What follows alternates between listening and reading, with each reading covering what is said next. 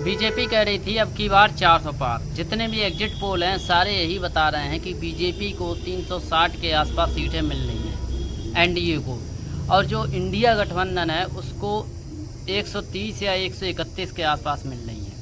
अब जो कह रहे थे बीजेपी वाले कि अब की बार फिर से मोदी सरकार, तो फिर से अब मोदी की सरकार बन रही है। जितनी 2014 में सीटें आई थी, जितनी 2019 में आई, उससे ज़्यादा सीटें आने का जो है संभावना है, उससे ज़्यादा सीटें आने का आंकड़ा है कि उससे ज़्यादा सीटें आ सकती हैं।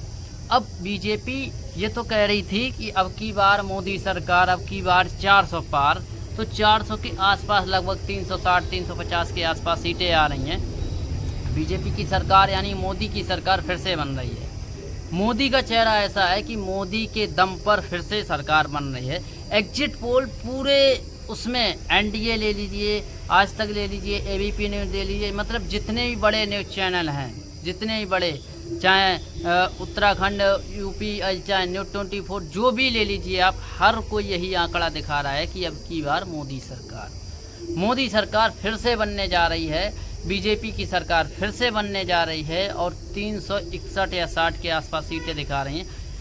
कहा यह जा रहा था कि मोदी की सरकार चली जाएगी, बीजेपी को कोई वोट नहीं देगा क्योंकि बीजेपी ने चंदा ले लिया है, बीजेपी ने ये किया वो किया, पेपर लीक कर दिया, बीजेपी ने 10 सालों में कुछ नहीं किया, बीजेपी का कोई काम अच्छा नहीं है, फिर भी बीजेपी की सरकार बन रही है।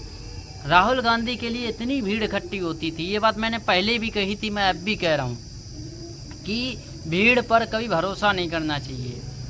अगर भीड़ पर भरोसा करते हो कि भीड़ पर, अब जैसे राहुल गांधी जहाँ जाते थे भीड़ इकट्ठी हो जाती थी ज़्यादा से ज़्यादा। मोदी की रैली में जितनी भीड़ नहीं होती थी उससे ज़्यादा राहुल गांधी की रैली में भीड़ होती थी। तो भीड़ पर भरोसा नहीं करना चाहिए। अगर जितनी भीड़ राहुल गांधी की रैली में होती थी, अगर वही वोट दे देती तो राहुल गांधी आज चुनाव जीत जाते, जो कि आज जीतने की उम्मीद नहीं है।